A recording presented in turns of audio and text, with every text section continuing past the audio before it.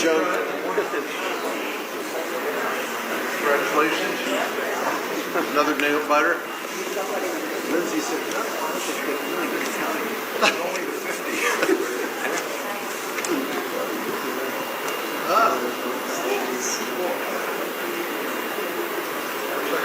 Looking at my phone. Do something. That's from here. Okay, thank you.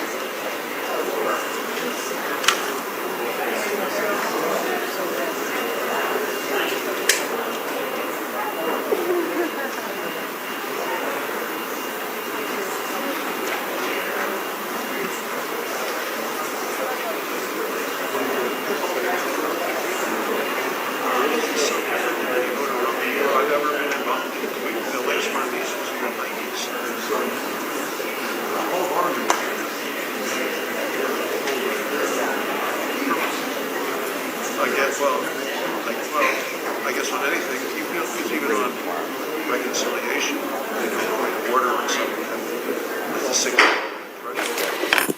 United States Senate Committee on Foreign Relations will come to order. This morning, we're going to do two things. We're going to have a business meeting and voting on 5 nominees, and then we're going to proceed to the hearing on State Department reorganization. So with that, we will start with, we've agreed that we're going to have a roll call vote on each of these. So we'll start with the nomination of John. I'm sorry. Yeah, I'm sorry. Senator Sheen. Thank you, Mr. Chairman. I just wanted to briefly point out that all of the appointees this morning are political appointees. Obviously, every president has the right to nominate whoever they like, but I think it's notable that we're 6 months into the administration, and the committee has only received 4 career nominees, none of whom have moved forward. And given the personnel cuts and the lack of Senate-confirmed ambassadors at posts where China is active, I hope that we will advance those career nominees. I hope Secretary Rubio and the White House are listening, and that they will prioritize those career nominees so we can get people on their posts throughout the world. Thank you. Thank you, Senator Sheen. And I think, Mr. Chairman? Excuse me, just a second, Senator Cornyn.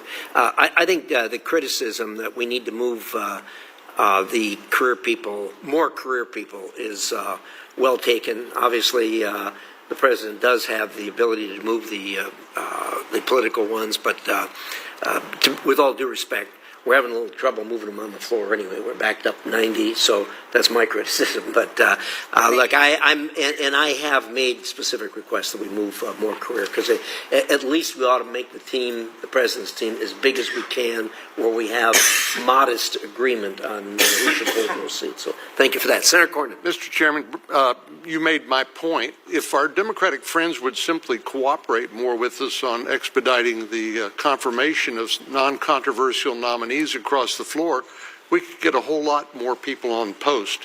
It's really important to have the president's representative as a U.S. ambassador in a number of these countries around the country, and this is not doing anything except delaying those, and it's hurting the country. And I just wish our colleagues would do what traditionally we've done, and that is to agree to voice votes or to expedite non-controversial nominees. I understand they're going to pick their fights, and more power to them, but I think it's a two-way street, and I wish they would take that to heart. Thank you. Thank you, Senator. Of course, Senator Sheen. Well, certainly I have been one of those who has urged that we move nominees to ambassadorships around the world as expeditiously as possible, and urge people to vote against them if you don't like them, but we need to move these people so we can get them on post. I would hope that maybe we could agree that if we have a number of career ambassadors, we can move them and think about who else we might be able to move as part of that package. But I would hope that we would make an effort to do this on both sides of the aisle. Thank you. Thank you, Senator. And I have discussed that with the President, with State Department and others, that the more we get, the easier it is to make a deal to move them along. And we're going to continue to try to do that and move them as quickly as we can. Thank you, everybody, for your thoughts on that. So let's move to the first nom, Johnny Sinha, Florida, to be Ambassador of the United States of America to the Republic of Singapore. Is there a motion? So moved. Second? It's been moved and seconded that the committee send Mr. Sinha to the floor with a due pass recommendation. Is there debate? There being no, Senator Shaheen.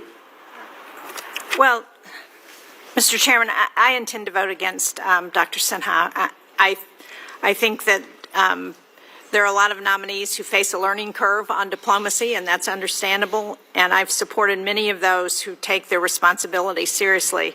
But what we saw at the hearing for Mr. Sinha was that he had failed to do his homework. That's not going to serve the United States well, representing Singapore, which is important to the United States, so I intend to vote against him. Thank you, Senator. Further debate? There being no further debate, clerk call the roll.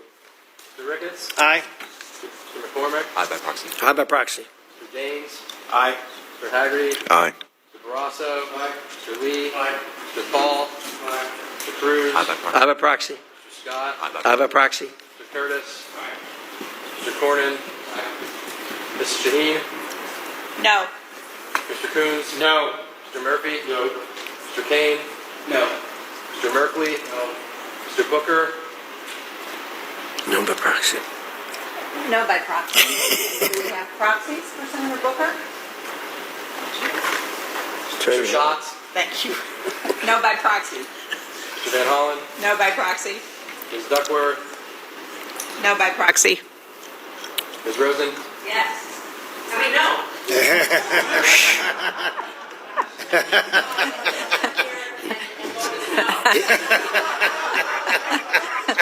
It's easy to get caught up in the enthusiasm. Yeah. I know the feeling. It's affecting the entire dais. Clerk will report if that's possible. Mr. Chairman, I need your vote. Oh, aye. Mr. Chairman, the yeas are 12, the nays are 10. Motion's passed. The nomination will be sent to the floor. We now have Mr. Jeffrey Bartos of Pennsylvania to be representative of the United Nations of America to the United Nations for UN Management and Reform with the rank of ambassador. Is there a motion? So moved. Second? Been moved and seconded. We send Mr. Bartos to the floor with the due pass recommendation. Is there debate? There be no debate. The clerk will call a roll. Mr. Ricketts? Aye. Mr. McCormick? Aye by proxy. Aye by proxy. Mr. Daines? Aye. Mr. Haggerty? Aye. Mr. Barrasso? Aye. Mr. Lee? Aye. Mr. Paul? Mr. Cruz? Aye by proxy. Aye by proxy. Mr. Scott? Aye by proxy. Mr. Curtis? Aye. Mr. Cornyn? Aye. Mrs. Shaheen? Aye. Mr. Coons? Aye. Mr. Murphy? No. Mr. Kane? No. Mr. Merkley? Mr. Booker? No by proxy. Mr. Schatz? No by proxy. Mr. Van Hollen? No by proxy. Ms. Duckworth? No by proxy. Ms. Rosen? Yes. Mr. Chairman? Aye. Clerk will report. Mr. Chairman, the yeas are 15, the noes are 7. The motion has passed. Mr. Bartos will be sent to the floor with the due pass recommendation. Now we have Linda Blanchard of Alabama to be U.S. Representative of the United Nations Agencies for Food and Agriculture with the rank of ambassador. Is there a motion? So moved. It's been moved. Second? It's been moved and seconded. Is there debate? There be no debate. Clerk will call the roll. Mr. Ricketts? Aye. Mr. McCormick? Aye by proxy. Aye by proxy. Mr. Daines? Aye. Mr. Haggerty? Aye. Mr. Barrasso? Mr. Lee? Aye. Mr. Paul? Mr. Cruz? Aye by proxy. Aye by proxy. Mr. Scott? Aye by proxy. Aye by proxy. Mr. Curtis? Mr. Cornyn? Mrs. Shaheen? Aye. And no. Mr. Coons? No. Mr. Murphy? No. Mr. Kane? No.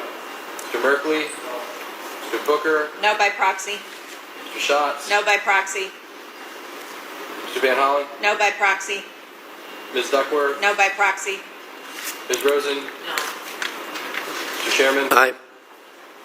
Mr. Chairman, the yeas are 12, the noes are 10. The motion has passed.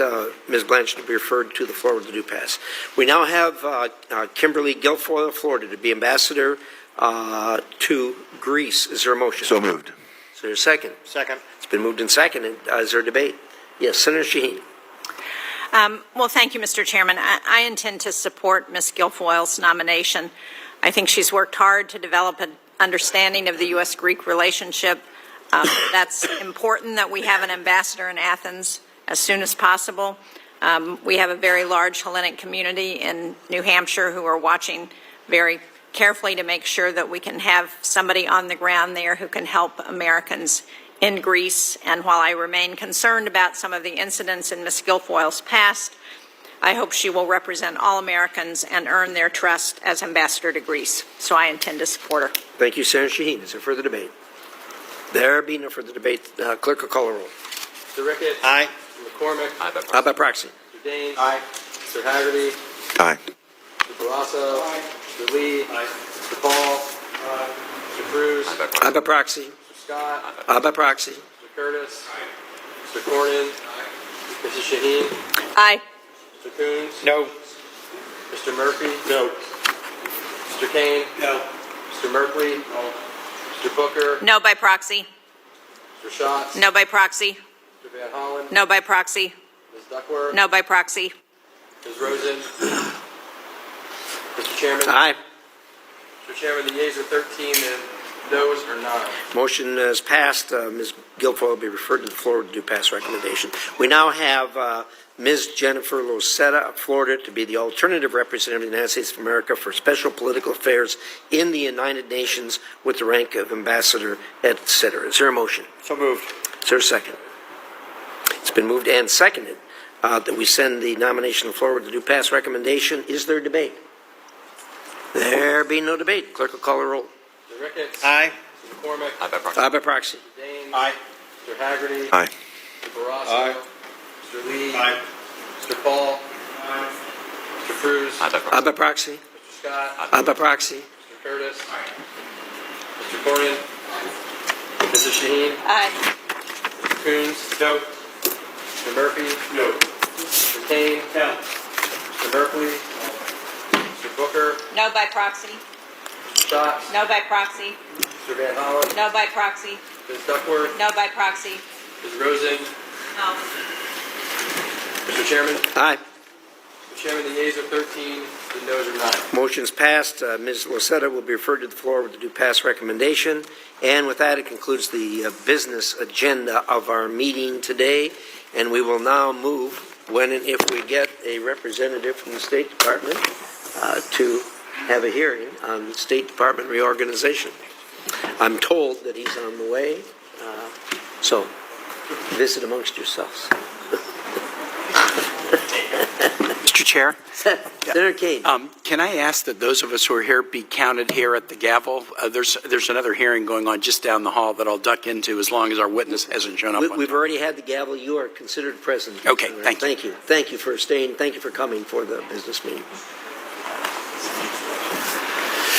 So.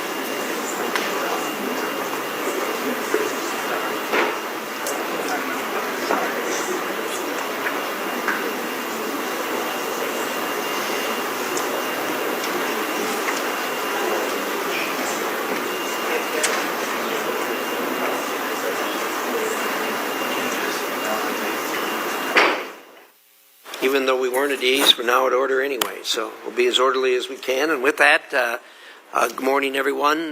We're going to hear from Mr. Regas this morning as we talk about the reorganization of the State Department.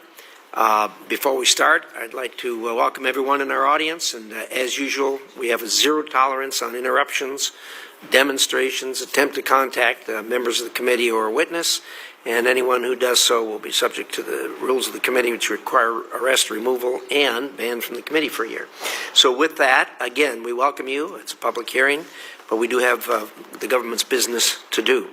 And so the way this will work is I'm going to make a brief opening statement. I'll then yield to Senator Shaheen, who will do likewise.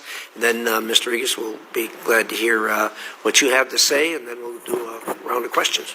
So with that, thank you for being here today. I know it's not easy, but change is necessary, and moving the needle within the State Department bureaucracy is no small feat, I'm sure. President Trump, Secretary Rubio, and you have listened to the American people's desire for government accountability and have seized on this moment to make once-in-a-generation alterations to a State Department that was stuck in the 20th century. It's no accident that the last major reorganization took place under a previous Republican administration, led by President Bush, with Secretary Colin Powell leading the State Department reform effort. At the time, Secretary Powell was fighting to get computers on desks and employees to use their email. The challenges this administration faces are arguably bigger. After decades of State Department bloat and waste, your team is pushing the department to be leaner and more agile. Where America used to be the world's ATM, this administration is focused on how to responsibly use taxpayer dollars and rein in national debt, all the while outcompeting our adversaries like China, Russia, and Iran. The State Department reorganization plan that Secretary Rubio has shared with Congress is a good start and is sorely needed. I hope it is just this administration's first step towards building a more effective U.S. foreign policy that is responsive to the needs of the American people. With that said, I hope that any reductions in force strongly focus on performance while ensuring that the department's best and brightest personnel who rival any diplomatic service in the world don't just stay at the State Department but thrive there. There are a few areas I remain concerned about. The Office of the Sanction Coordinator and role of science, tech, and cyber at the State Department are not focused properly and need to be reworked. Mr. Regas, as you know, rather than making hires or promotions based on merit and effectiveness, the department under the previous administration created new diversity, equity, inclusion, and accessibility requirements that distracted from their core mission and undermined morale, created an unfair process for promotions and performance evaluations. Adherence to these goals was assured through a rigid enforcement structure and included, quote, senior advisors for DEIA, end quote, in nearly every bureau and Soviet-style, quote, anonymous reporting portals, end quote, where employees were encouraged to denounce colleagues who would not toe the company line. I'm hoping to see an overhaul of state's performance evaluation and assignment systems in order to fully return the State Department to merit-based principles rather than promotion based on who you know and what you look like. It is hard to represent America when the department's procedures are the antithesis of the American dream, and I know this administration is hard at work on reforming this process. Lastly, I have said many times from this dais, I hope that this reorganization incentivizes the department to rebalance its risk tolerance and get our diplomats into the field where they belong.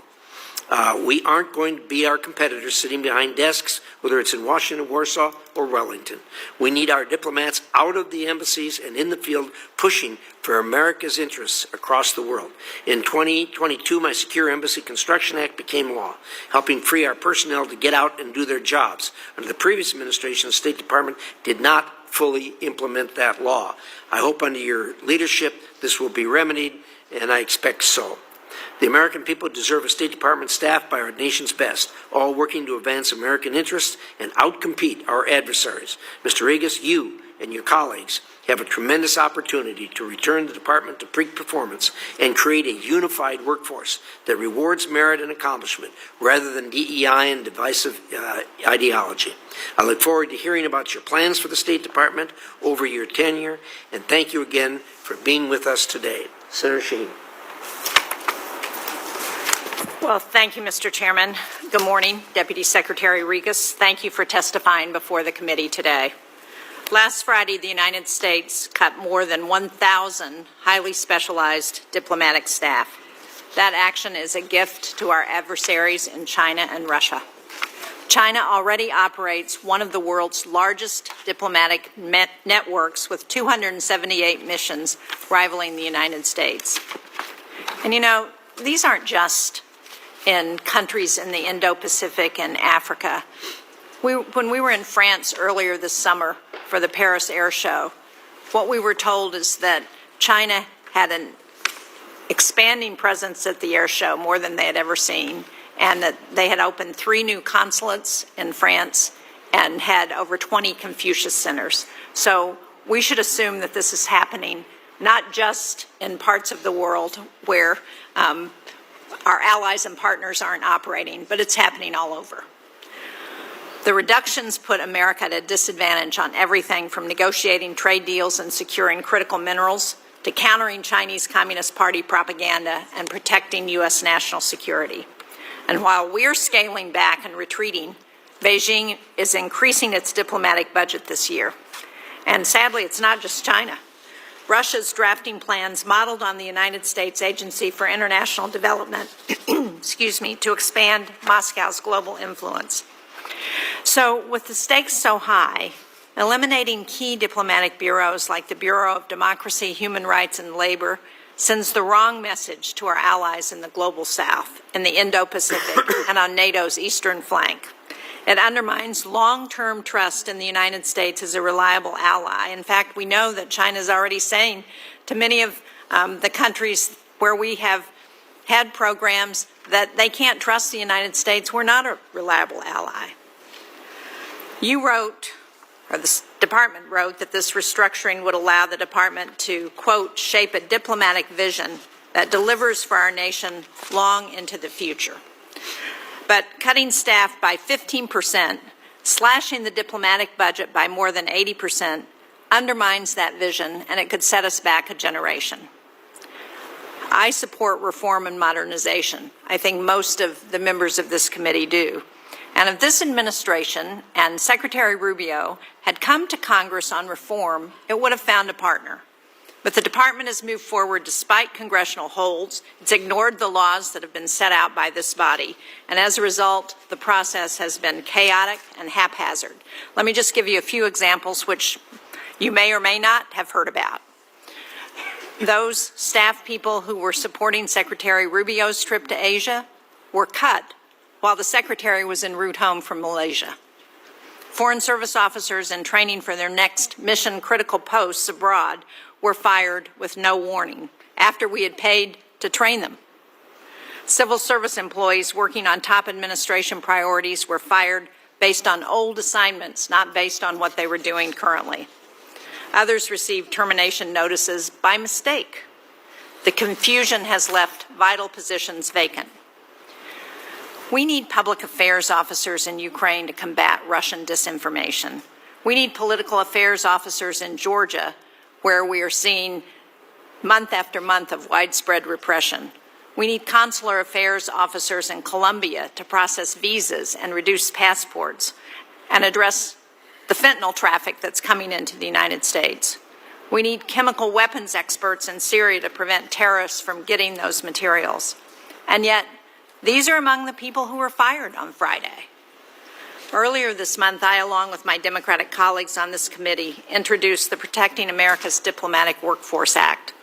This is legislation to ensure that before there are large-scale staff terminations, the department justifies them and assesses the impact on national security, because Leaving these roles vacant is not streamlining a bloated bureaucracy, as some have claimed. It weakens our alliances, it increases the risk of conflict, it puts Americans in danger. Deputy Secretary Regas, while many of these changes were initiated under DOGE, the responsibility for implementation now rests with you, and this committee expects answers to the questions that we have this morning. Given that these decisions were not based on performance or evaluations or merit, I hope you'll be able to explain how determinations were made about which staff and bureaus to eliminate, and how these efforts make America safer, stronger, and more prosperous, because so far we haven't seen any evidence of that. Thank you, Mr. Chairman. Thank you, Senator Shaheen. With that, Mr. Regas, the floor is yours for a approximate 5-minute opening statement, and then if you have other remarks, obviously we'll be happy to put them into the record, and then we'll open it up to questions. So the floor is yours. All right. Thank you. Good morning, Chairman Risch, Ranking Member Shaheen, and members of the committee. Thank you for inviting me here today to speak about the President's fiscal year 2026 budget request for the Department of State, totaling $28.5 billion. The figure is a decrease of $25.9 billion, or 48% below the FY25 appropriations. As the Deputy Secretary for Management and Resources, it is my responsibility to ensure we are good stewards of the taxpayer dollars you entrust us and provide to the Department, and that they are spent in accordance with the goals of the President and the Secretary. Our budget request reflects Secretary Rubio's department-wide reorganization and the important work we are doing to make the State Department a more efficient and effective organization, better able to advance the core interests of the American people and accountable to the American taxpayers. As Secretary Rubio has stated, we must reform and streamline the State Department so that it becomes an effective instrument of American foreign policy.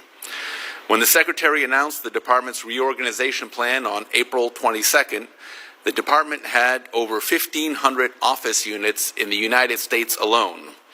This for an organization that implements foreign policy. Any foreign policy decision, statement, or action by state must pass through more than a dozen or more separate offices for review and clearance before it even reaches a senior State Department official to approve a course of action. This time-consuming and bureaucratic process is no way to run a department in the modern age. We must move at the speed of relevance. The reorganization will merge, eliminate, consolidate, or streamline nearly 45% of the department's domestic offices. Moving forward, every bureau and office will have a clear mission and purpose. We want to empower our ambassadors and diplomats in the field and our regional bureaus in Washington to push forward the President's America First foreign policy agenda and deliver results for the American people. For too long, single-issue offices have mushroomed in number and influence, often distorting our foreign policy objectives to serve their specific interests, slowing down our ability to function. This reorganization includes a new approach to foreign assistance. As of July 1st, USAID no longer implements foreign assistance. Secretary Rubio has ushered in a new era where the State Department takes the lead and utilizes foreign assistance as a core tool of strategic investment and engagement of the United States. The State Department will now directly administer foreign assistance, and other functions and programs that align with administration priorities are also being transitioned to state. The integration will better align our foreign aid with our foreign policy objectives and will ensure that every taxpayer dollar spent is justified by its benefit to American national interests. Too often we funneled billions of dollars into assistance projects that host governments did not even want and that led to no tangible benefits to the American people. Too often we have tried to impose divisive ideologies on other countries which push away potential allies and partners into the hands of China, Russia, and others. Too often we have failed to leverage our generosity and good relations to bring home real achievements for the American people, the same American people who have bankrolled programs for decades which have not provided tangible benefits to their own communities. As the Secretary noted, the countries that benefit most from our generosity often fail to reciprocate that support. For example, sub-Saharan African nations voted with the United States only 29% of the time on essential UN resolutions in 2023, despite receiving billions in assistance paid for by the American people. Going forward, the United States will remain the largest foreign aid donor in the world by a wide margin.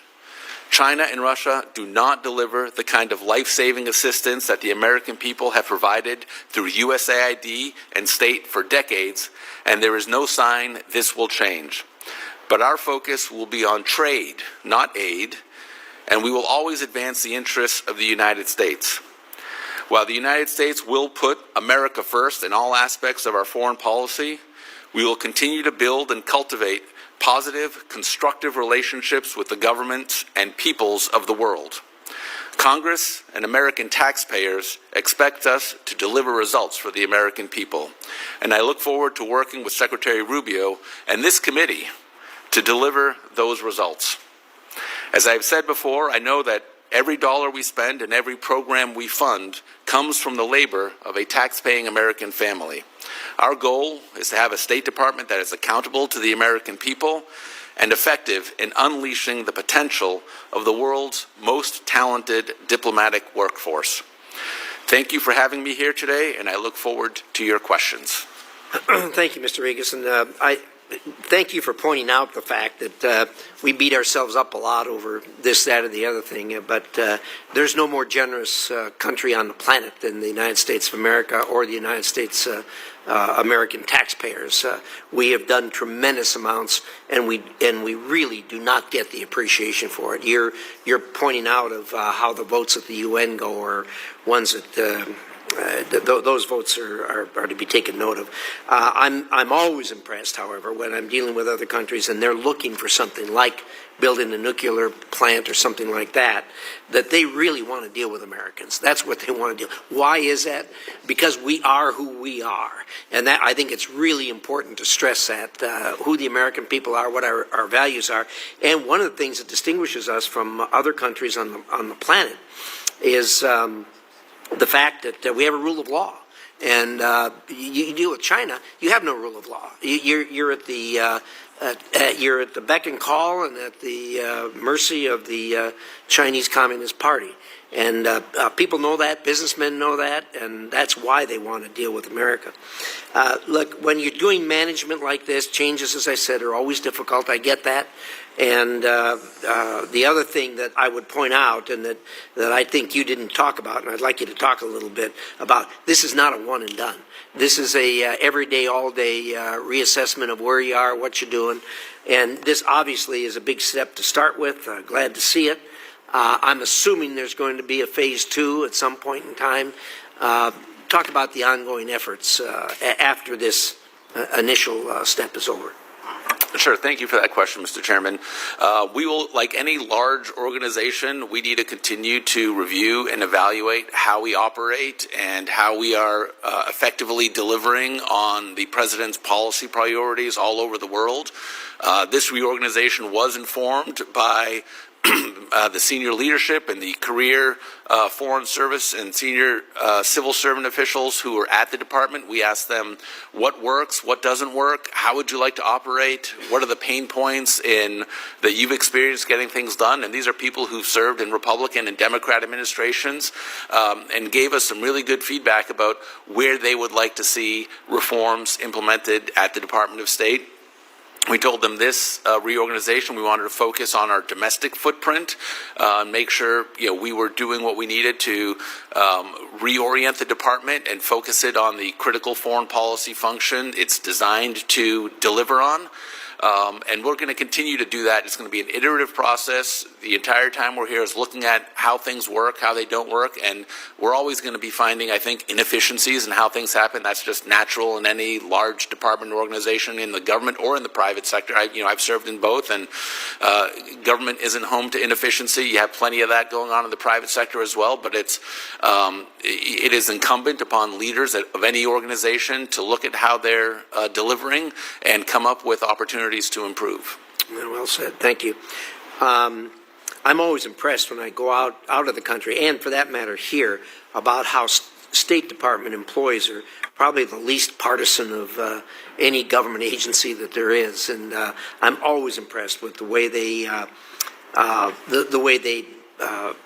conduct themselves, the way they treat us when we're out in the field, and I have to say that I'm glad to hear what you said, and that is that these people were consulted about going forward, what works and what doesn't work, because I have found them never to be bashful when you ask them what can we do better. So I'm glad to hear that. I assume you're familiar with my Secure Embassy Construction and Counterterrorism Act. But tell me, I haven't been fully satisfied with the way that it's been implemented, and the embassy in a box legislation, both of those. Tell me your thoughts on those, please. Thank you. Thank you for that question, Mr. Chairman. We just onboarded a new head of the Office of Overseas Building Operations, someone who has extensive experience in this area. And I've discussed with him this act and also just our desire to engage in what we've called expeditionary diplomacy, making sure that our ambassadors are engaging with the foreign governments that they are sent to post to engage with, engaging with the local business communities and population, and doing everything they can to advance America's national and foreign policy and security and economic interests. It's hard to do that if you are hunkered down in a bunker that is masquerading as an embassy. Certainly there are parts of the world that are very dangerous, that are high threat environments, and you need to have a really secure kind of environment.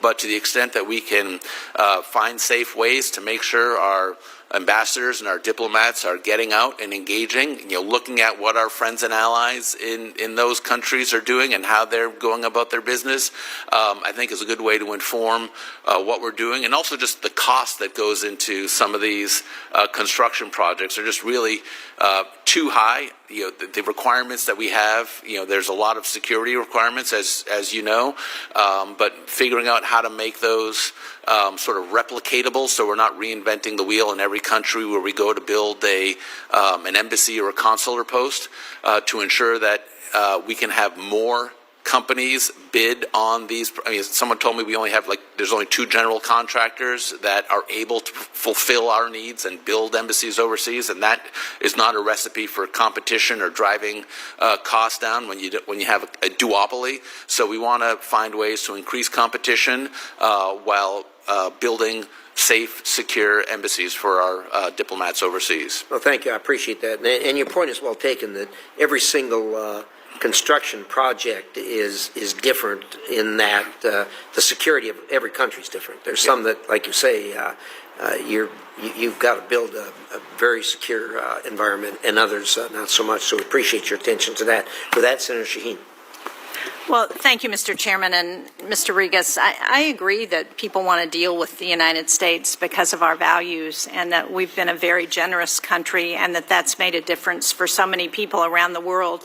That's why I find it so distressing when there are reports that we're destroying 500 metric tons of food that could feed 1.5 million children a week, and we're destroying it because for no other reason than the administration put a hold on getting that foreign assistance out to people, and so now it's spoiled. I mean, I don't think that's consistent with the values of the United States, or consistent with American taxpayers and how they want to see their money spent. So I asked for a list of offices and bureaus affected by the personnel cuts that took place on Friday. I've not received anything yet, but my team has been able to uncover some of the cuts that are concerning. So I want to ask you what you know about some of those cuts. Are you aware that on Friday you fired the entire Office of Casualty Assistance? And just to be clear for people who are watching, this is an office that was set up after the Nairobi and Dar es Salaam al-Qaeda bombings in 1998 to assist family members of U.S. personnel and citizens who die overseas.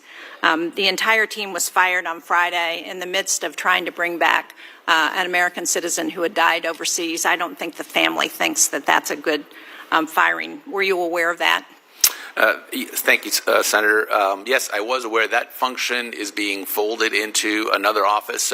And so how are we handling the body of the person who died overseas who no longer has somebody to help them? Could you please find an answer to that? I'm not going to ask you to answer that right now because I'm sure you don't know the answer. And we need to get accurate information. But are you aware that you fired members of the Fraud Prevention Office and your Consular Affairs Bureau, and you assured us that Consular Affairs would not be affected by these cuts? So the individuals in consular affairs who are processing passports and adjudicating passports, that function was not touched.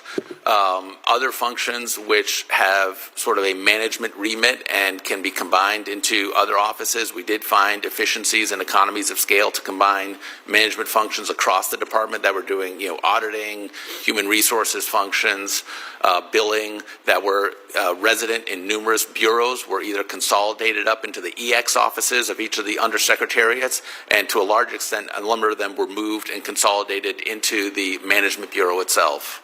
I would appreciate if you would provide the committee the information about how that reorganization is happening, since we have asked you for that information in the past. You mentioned the Bureau of Overseas Building Operations, and the chairman was asking about that. About 50% of that office was terminated. 5 civil servants out of 13 who handled not only architecture but who also serve as building code officials were terminated, as well as the 10 civil servants were ripped out of 14 in the office that manages space planning requirements. Do you know how many personnel were terminated in the Bureau of International Narcotics and Law Enforcement?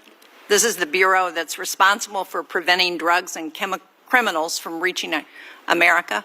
Yes, so that bureau was combined with another bureau, so the essential function of the International Narcotics Bureau remains. It was just combined with another So how bureau. many were fired? I believe the entire office is my understanding. So who's got the expertise that's lost from that office if they've all been fired? So there was, I can give you the name of the combined office, but there were numerous offices at the department that had overlapping responsibilities and redundant capabilities. And why is the department letting diplomats go who we've invested years in training and language skills? Some of those who have been let go are fluent in 5 or 6 languages.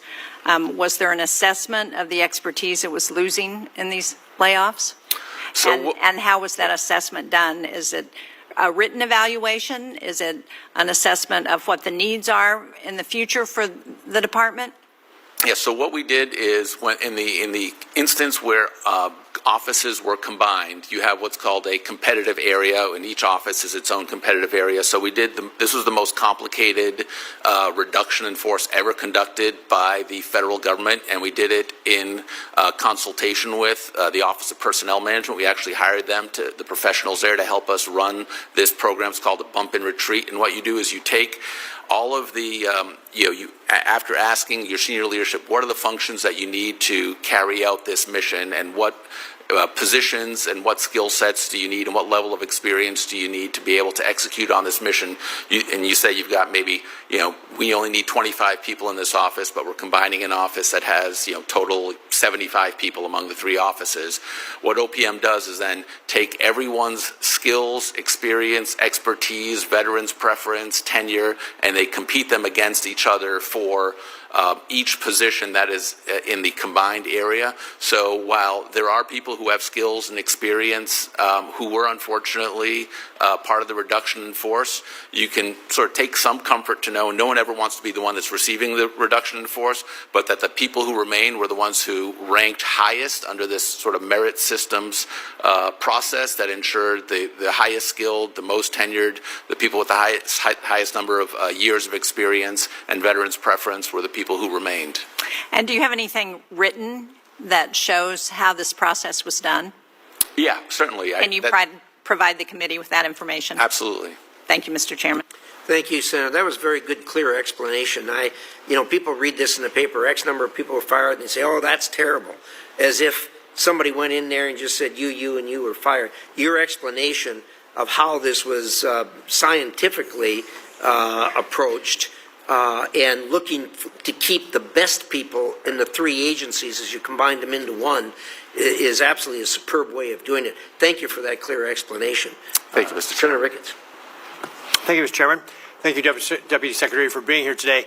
Perhaps you've heard the phrase that if everything's a priority, nothing's a priority. One of the ways that you could assess that is by looking at an org chart. And so, in fact, Secretary Rubio said that if I show you an org chart of what the State Department used to look like and what it looks like today, it's unrecognizable. So I decided to look at the org chart. So we got the org chart here from 2000. And you can just, obviously I'm not expecting you to be able to read it. It'd be kind of an RA chart, but it's really just kind of a visual representation of what the different offices, agencies, and so forth were looking like. And then let's show the one from the org chart for after the Biden administration. And Tyler, just hold both up there. Right? So if you look at it, I mean, just visually, you can see that it's just a lot more complicated after the Biden administration. In fact, I count there's 16 additional bureaus and offices that were added over the last 2 decades.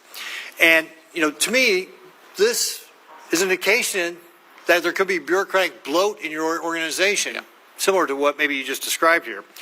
And not that organizations shouldn't change. Organizations should change and they should adapt to the new circumstances. In fact, I think, Deputy Secretary, your position wasn't even around a few years ago. But more does not necessarily translate to better. So, Deputy Secretary Rodriguez, can you explain how the differences in the 2 different org charts, here, Tyler, keep the other one up, please, thank you. Can you explain how the 2 different, the illustration of these 2 different org charts kind of demonstrates the challenge the State Department has long faced in terms of efficiency and agility, and how your proposed reorganization is going to address this? Thank you, Senator. I appreciate that question. As I noted, we asked the people sort of at the top of each of those, there are 6 undersecretaries, about their bureaus that report down to them, and ask them what works, what doesn't work, where can we consolidate functions. And as anyone, you've been a governor, you've run a large organization. These things just kind of come up over time. You have some issue of the day that needs to be addressed, and it's a real problem, and you create an office to address it, right? And they probably did a good job and addressed it, and then 5 years later, maybe the problem isn't as salient or as urgent, but the Bureau remains. And what we've looked at here is, to the extent that some of those issues still need some day-to-day management, maybe they don't need to have their own Bureau. Maybe they can be combined with another Bureau that does similar or overlapping functions. And we found that in a number of different places. Like, we had 3 offices that dealt with sanctions, and we said, okay, well, sanctions are important, but do we need 3 offices? Can it be done in 1 office? The same thing with nuclear proliferation. There were, the State Department had absorbed an agency years ago, but that had remained its own bureau. And so we asked folks, how can we continue to execute on these important missions, but do it in the most efficient and effective way possible, so that you've got clearer lines of accountability and a better use of resources? Great. Well, thank you very much. You mentioned I was governor. I was governor of Nebraska. And one of the things we focused on as well was government efficiency. In fact, we actually combined different agencies together, similar to what you're doing with your different offices here. One of the other things we did is we trained 30,000 people of our state teammates in Lean Six Sigma, which is a process improvement methodology we've discussed. It's used in the private sector to eliminate waste, redundant steps, reduce costs, and improve service. Because of that investment, we were able to save our state teammates 900,000 hours of their time by finding simpler steps, so we reduced the amount of time it took them to do things, and save taxpayers $115 million. The private sector has competition to drive that. Government obviously does not. That's why it's so important that we have leaders who take the steps to try and drive these things. Deputy Secretary, when we spoke before your nomination hearing, I appreciate that you're focused on personnel management, and I agree with, I think, what you said is personnel is policy, and process is also performance. Now, the State Department's organization chart better reflects the administration's priorities. What are your some specific plans to go beyond just the structure to focus on day-to-day process and system to impact service, to improve it, and get rid of waste and inefficiency? Oh, thank you for that question, Senator. I think that is a kind of a daily exercise when you're in the business of management, is asking how things work, how can we make them work better.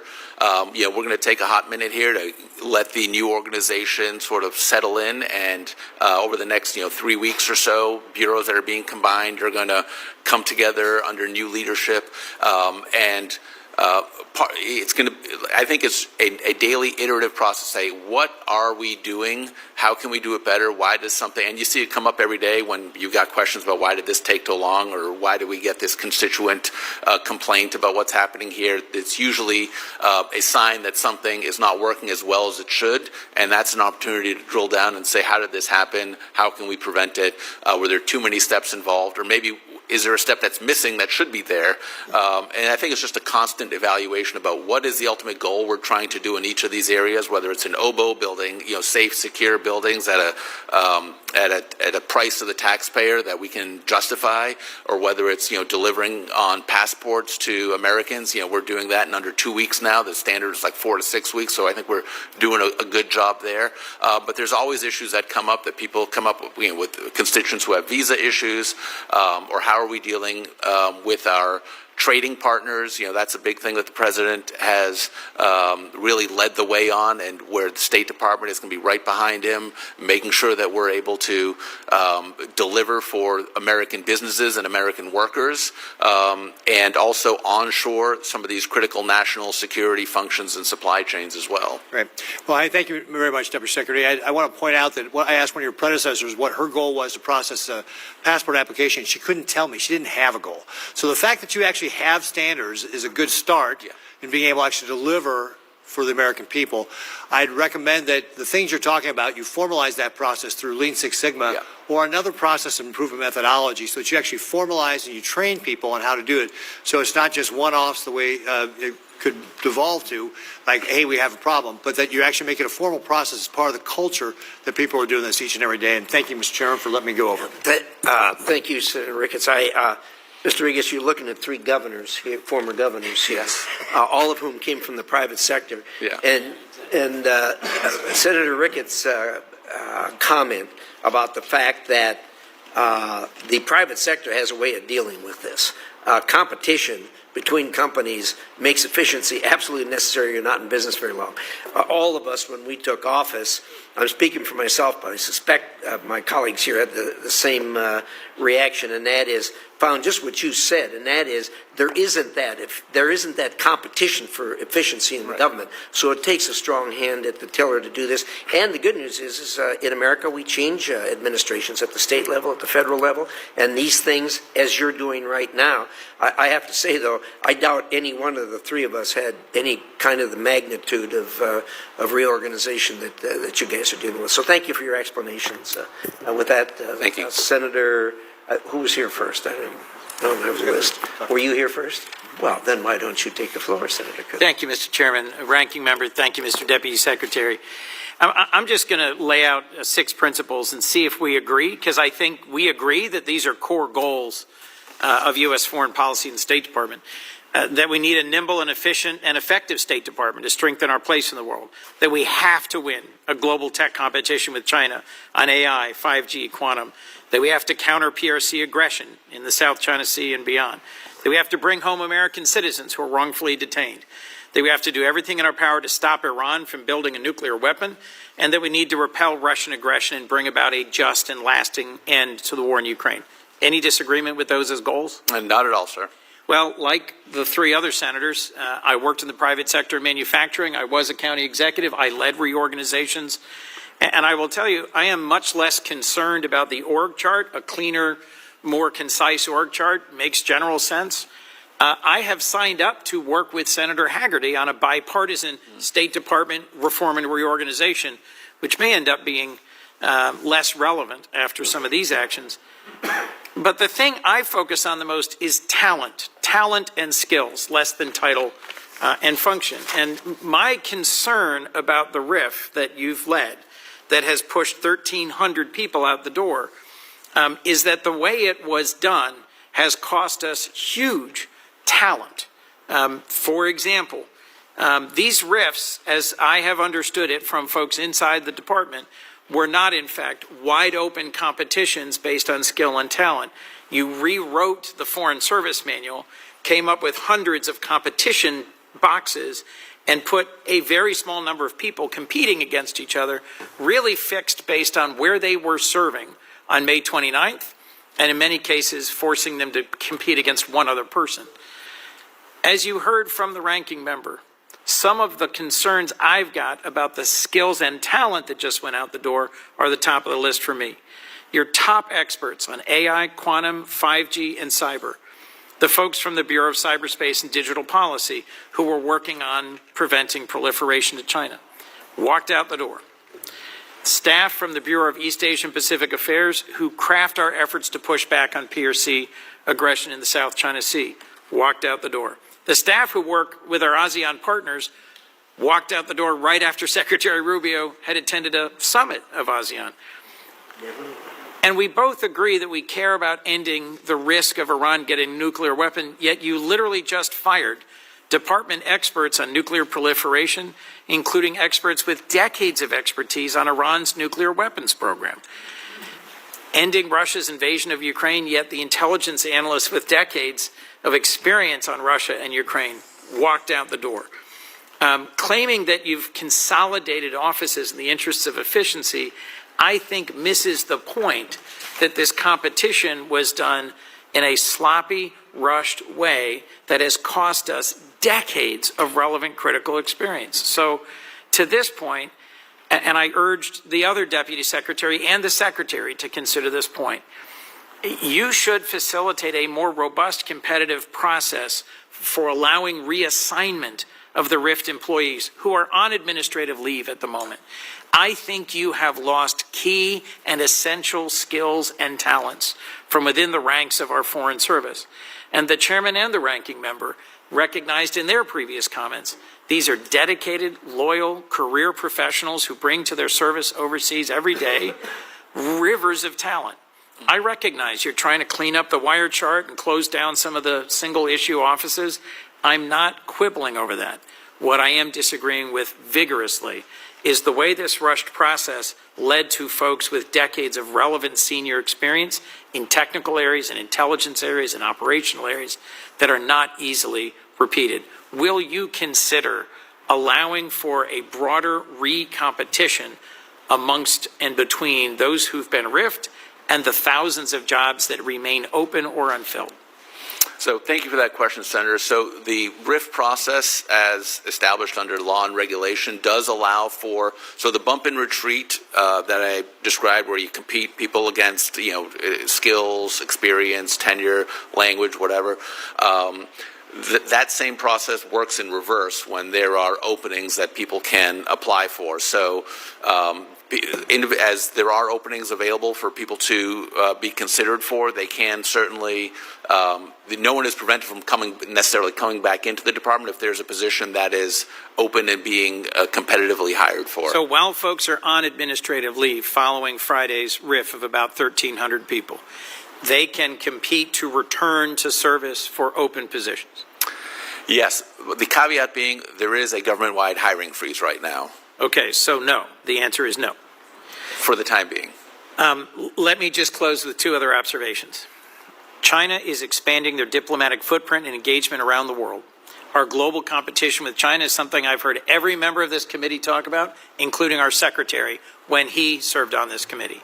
You are proposing a budget cut of 50% to the U.S. State Department. I don't think that's wise. I don't think we can afford it. I don't support it. I frankly think finding efficiencies, always a good thing. Finding efficiencies that cost skill, talent, and ability, not a good thing. Slashing this department in half in the middle of a critical competition globally. At the same time we walk away from aid, a horrible idea. Last, trade not aid. I've repeated that line here when I helped build the Development Finance Corporation in a bipartisan way, a bill that President Trump signed into law in his first term. Trade is often preferable to aid, but trade, when our president is chaotically leading a hard-to-decipher tariff fight with not just our adversaries but our allies, means that trade, as a promise of how we're going to extend our engagement and influence in the world, is likely to fail. We should not cut this department in half. We should not walk out the door its most talented people, and we should not replace foreign aid with the unlikely to succeed promise of trade when we don't seem to have a clear and consistent strategy for how to use that trade. Thank you, Mr. Chairman. Mr. Secretary, thank you for being here today. How many people work for the State Department? We have over, I can give you that exact number here now. I believe it's over 70,000 work for the State Department between foreign service, civil service, and locally employed Again, staff. I didn't pick that up. What was it? How many people?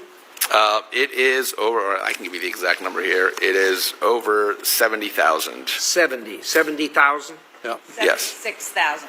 Yes. Thank you. 76,000, I think I heard. So I know there's some people here in Washington who think bigger government is always better. Yes. And people talk a good talk when it comes to efficiency, but don't you dare try to cut any of a bloated bureaucracy in order to achieve that efficiency. It's a no-win proposition, it seems to me, in the minds of in a common mindset here in Washington, D.C. How many people are you talking about riffing? It was about 1,300. 1,300 out of 76,000? Yes. Okay, I never was good at math, but that's a pretty small percentage of the overall number of employees Yes. at the State Department. So do you think, in your opinion and Secretary Rubio's opinion, can you all do the job with the current budget request, which is, as you pointed out, 48% below last year's fiscal year request? Yes, we do. And how in the world can you do that? Well, I think we are looking at some of the key functions that the department does and ensuring that our diplomatic functions are continuing. A lot of that reduction was in the foreign assistance budget, so we've requested the America First Opportunity Fund, which is will be a pool from which the Secretary can direct foreign assistance be given either to directly bilaterally to countries or to multilateral institutions, depending on where he assesses we are going to get the best return on investment and have the highest likelihood for advancing the President's foreign policy priorities. So for those of us concerned about America's representation around the world through our diplomacy, do our ambassadors play a key role in that? Certainly, and the reorganization is designed to empower our ambassadors and our regional bureaus, the people who are at the tip of the spear when it comes to engaging diplomatically with the rest of the world. That's where we want the power and decision-making to rest in the department rather than sort of in these bureaus back in Washington, D.C. And I know the chairman has done a good job. The committee's done a good job moving ambassadors through the committee, but by my count, there are currently 29 Senate-confirmed positions for ambassadors around the country that are awaiting confirmation on the Senate floor.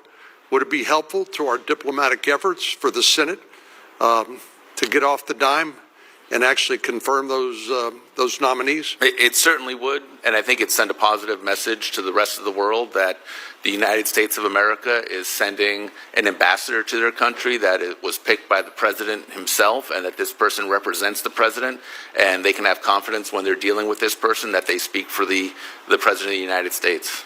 So blocking or slow walking the confirmation of ambassador nominees is not achieving the goal of enhancing our diplomatic presence around the world. Is that right? It's not helpful. How many people who work for the State Department are political appointees as opposed to career individuals? Do you know what that breakdown is? We have somewhere around 100 right now, political appointees at the department. So only 100 out of the 76,000 are Trump appointees? That's correct.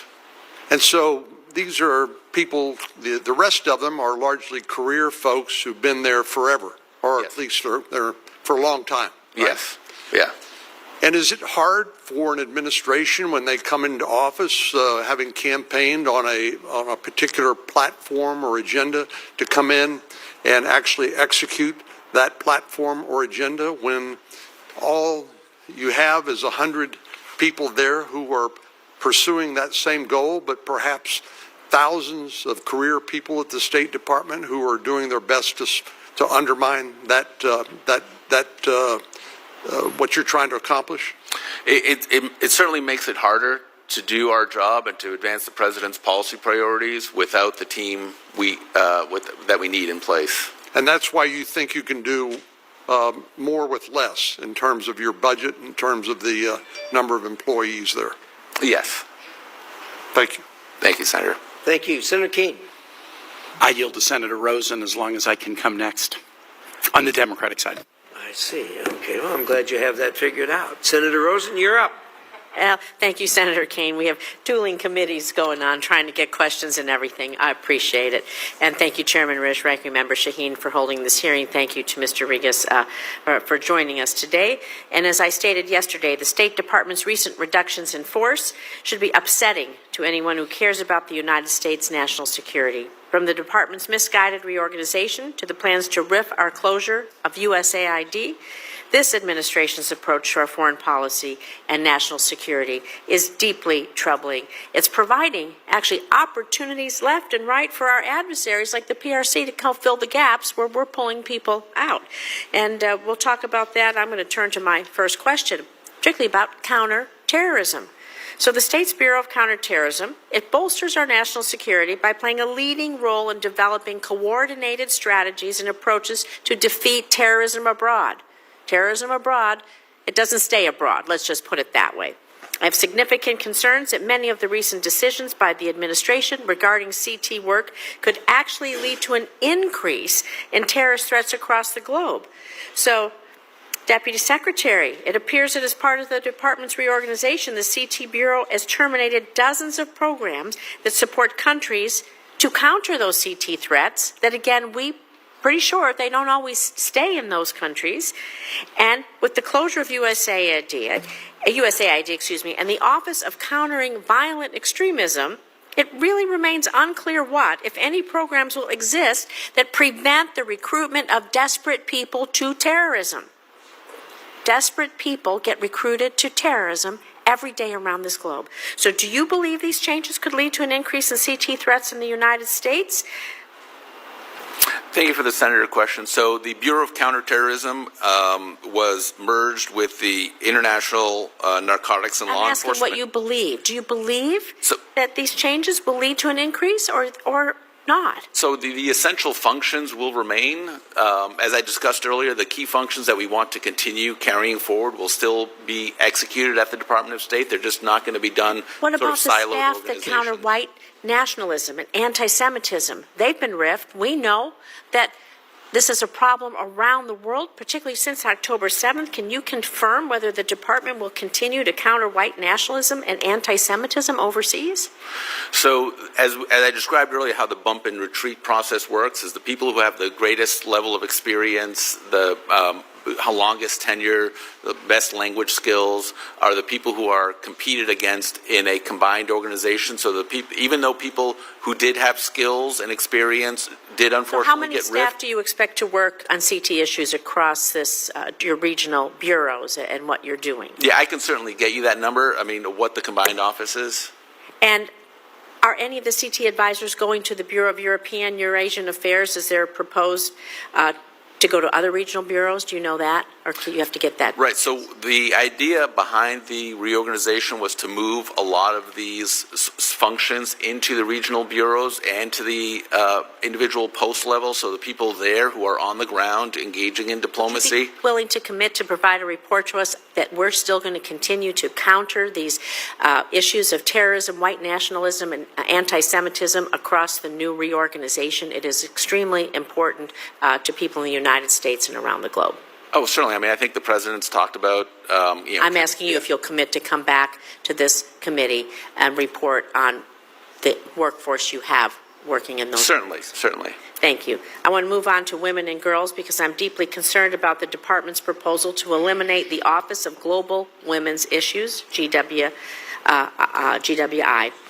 and the decision to eliminate, it really seems like all of the staff, all of it, in the office this past Friday.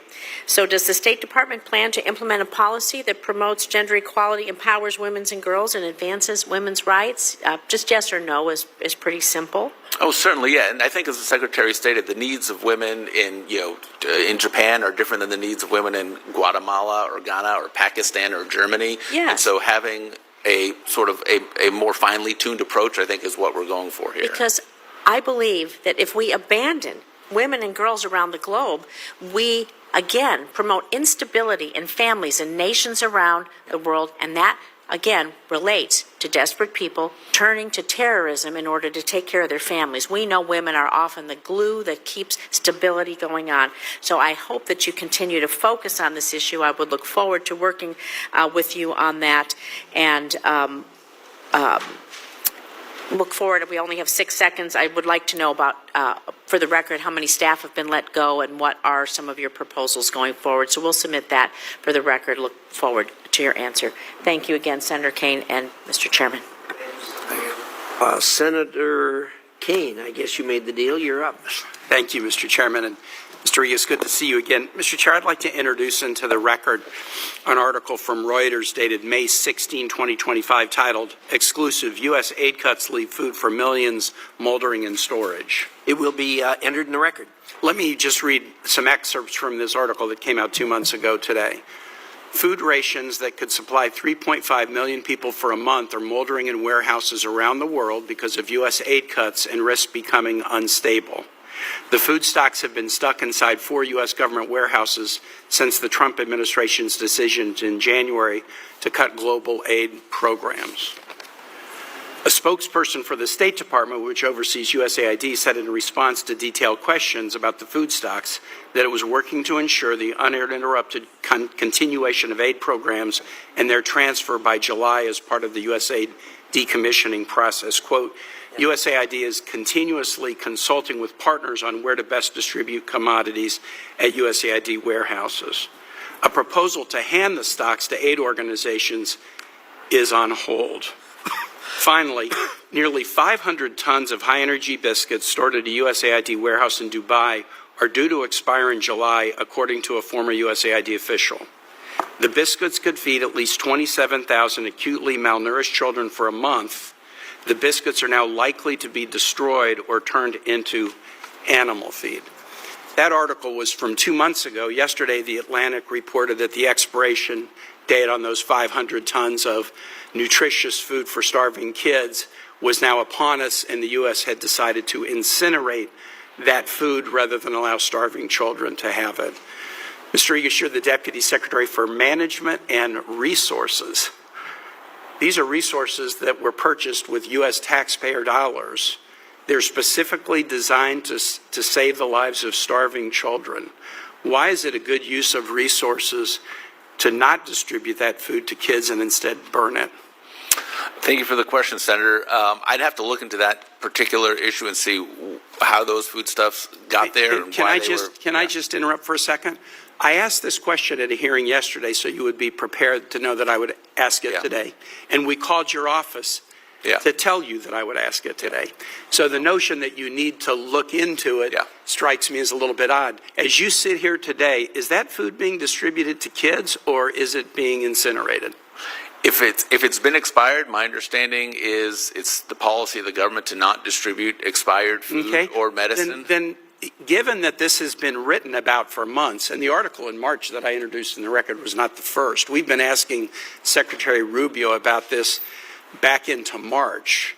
Since it has been known for months that this food would have an expiration date, why has the State Department decided to burn it rather than distribute it to starving children? Yeah, I don't have a good answer for that question, Senator. I am as distressed about that as you are. Okay, so I was going to ask you, does that kind of make you feel ashamed? Are you proud of it, or are you indifferent to it? Look, I don't think it's, I'm not going to say I'm ashamed or proud or indifferent to it, but I think that was a failure. How about this, just as a statement of proposition? If the Yeah. U.S. uses taxpayer dollars to buy specialty foods for starving children, I think it's better that the food be distributed to starving children Of course. rather than incinerated. You would agree with me? I completely agree on with that. Yeah. Yeah, I think this was just a casualty of the. I have a hard shutdown time. of I view it as an intentional thing, because if we suddenly woke up in July, oh gosh, the expiration date is today. Yeah. That would be one thing. But in March, there was a request by the World Food Program and others, look, if you're not going to distribute it, maybe you've decided, the U.S., that starving kids are no longer your thing. But you have this asset. If you're not going to distribute it, we'll distribute it. Yeah. So it's not a mistake if you've been on notice of it for 2 months and you've made the decision to keep the warehouse locked and allow this food to be destroyed, rather than, again, I think the article says this would feed at least 27,000 acutely malnourished children for a month. I mean, so is this incompetence or cruelty, or both? I'd have to look into what the facts of the matter were. If there were another aid organization that was asking to have access to that, to deliver it. And Well, yeah, I want you to look into it. I really hoped you'd come to me today and say, having been put on notice, I was going to ask this, we're going to give the food to kids. Yeah. Hey, you went to Boston University. Who is the most famous BU alum? The most famous BU alum? Next to you. I don't know. I don't want to offend anyone that's graduated from BU. But I'll tell you who it is. Okay. Martin Luther King Jr. Yeah. What do you think Martin Luther King Jr. would say about a nation that purchased food for starving kids and then locked it in a warehouse until it expired and incinerated it, rather than giving it out so that 27,000 starving kids could survive meagerly for 1 more month? Well, we're still the biggest giver of aid anywhere in the world by far. So I think, look, I'll just conclude. I want to hand it back to you, Mr. Chair. A lot of complicated issues. Sometimes the tiniest detail really exposes the soul. We had a big bill that increased the deficit by $3 trillion and big tax breaks and cut SNAP and all of that. But a government that is put on notice, here are resources that will save 27,000 starving kids. Can you please distribute them, or give them to someone who can, who decides, no, we would rather keep the warehouse locked, let the food expire, and then burn it. To me, that really exposes the soul of this endeavor. And I am glad to hear you at least say that my questions cause you some concern. I certainly did say that. I'll say it again. And look, this is a media account, so I'd want to look into. Like, I have to. Forgive me if I don't always take everything that's reported in the media to be 100% factual, but I do want to find out what happened here and get to the ground truth. Thank you. And if that's what happened. Thank you. Thank you, Senator Kane. Senator Merkley. Well, thank you, Mr. Chairman. Appreciate your testimony today, and certainly reorganizations can eliminate inefficiencies, but they can also raise a lot of questions about values.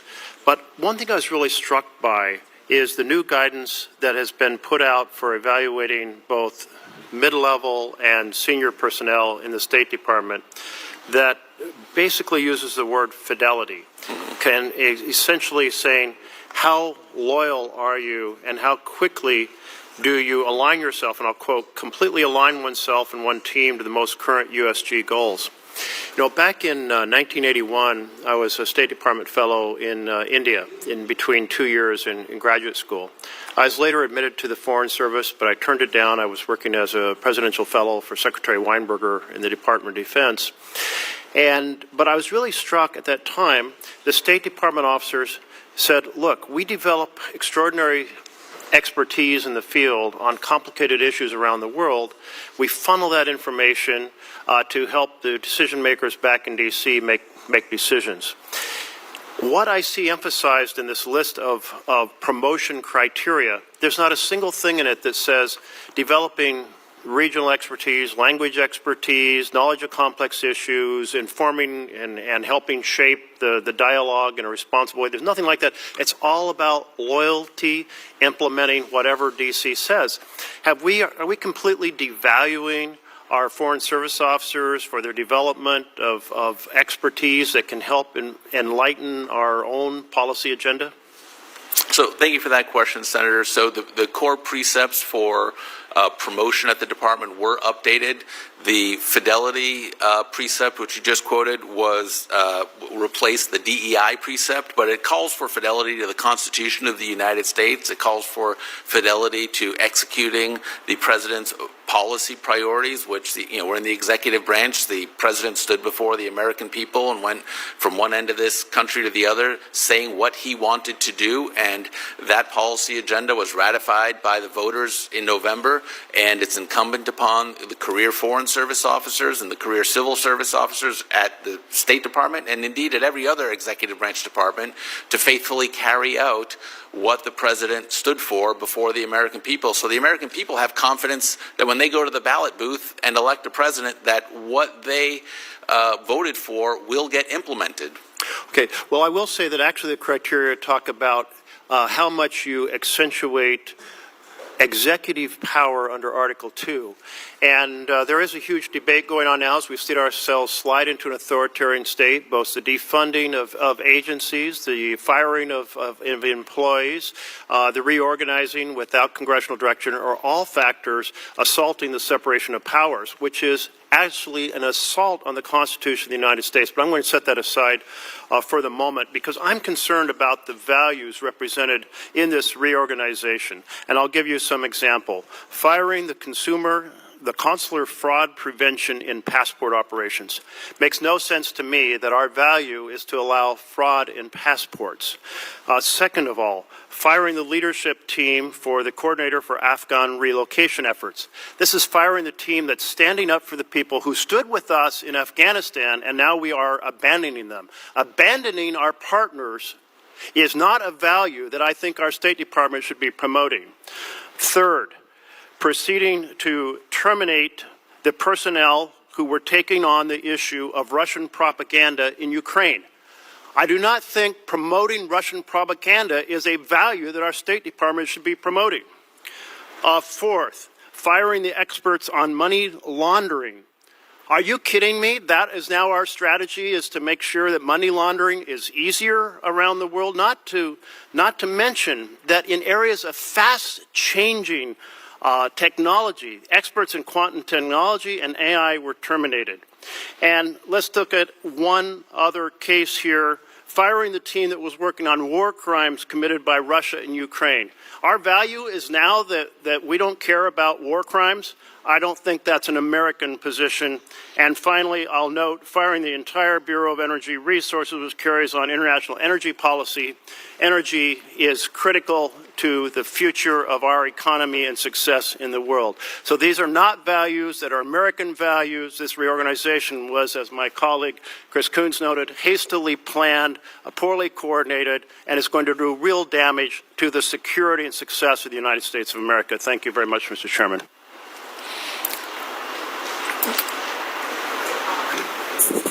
Senator Van Hollen. Thank you, Senator Daines. Welcome, Mr. Deputy Secretary. Thank you, Senator.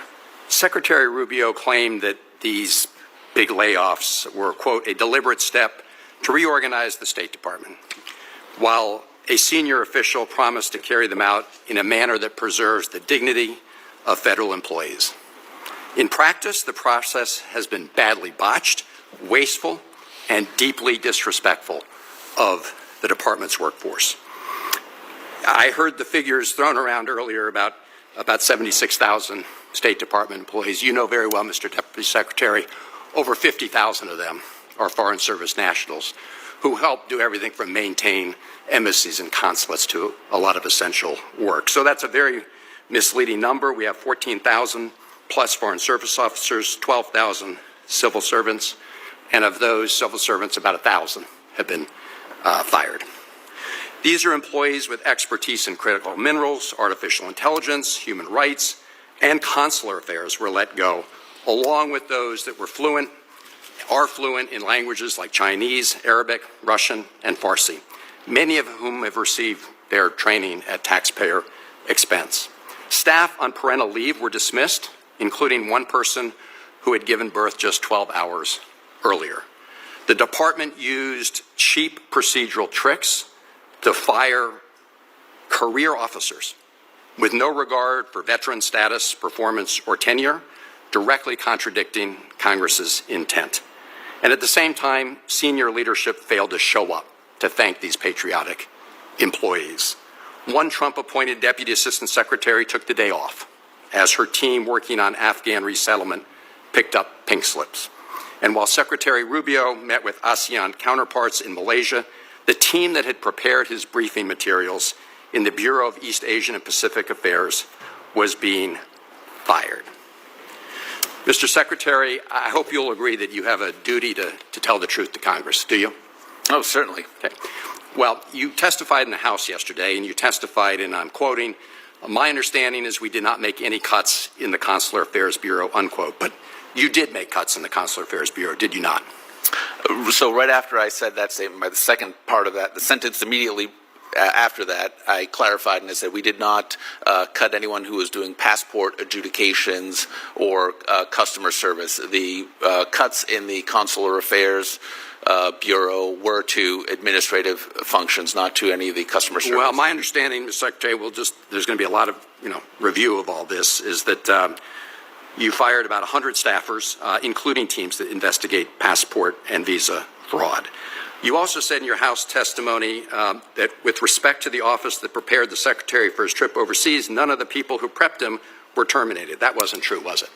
So the people what I said was the people in the country bureaus were not let go. They said the people who prepared him. So he was prepared by all the people who were in those country bureaus, and to the extent that the ASEAN Bureau, all these kind of regional offices were absorbed, or the functions were absorbed by the country-specific and regional offices. With respect, I think that the message suggested that folks who'd been preparing the Secretary for that important trip, that none of them had been fired, but clearly does. But let me, I would say it's, that's possible. There's a lot of people who can contribute to, and when a secretary travels, it's, the entire organization steps in to support his travel. So is it possible that someone who contributed in some way to his trip was part of a reduction in force? Certainly that's possible.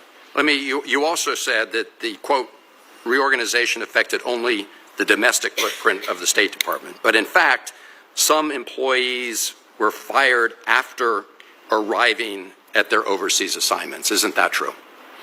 So to the extent people were riffed based on the assignment that they held as of May 29th, we were not able to some had onward assignments, but the nature of the RIF was that we had to pick a date for where people were as of May 29th, and within... So the State Department Secretary said, nevertheless, we're going to send you and your families overseas, and their families had moved overseas, and they were RIF. Let me just turn to one last issue, because I've heard repeatedly the suggestion that all of these decisions were based on performance and that the best people were selected.